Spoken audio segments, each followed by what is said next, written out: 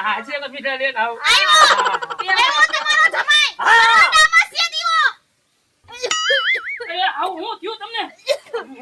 એ આવું તમને હું થયું?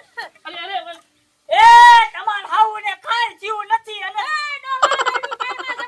જમાઈ થાય છે ઈ આ ઘરનો હા હું આ ઘરનો સમય શું કઈ જામ નથી. હા મને તો જમ લાગે છે જમ.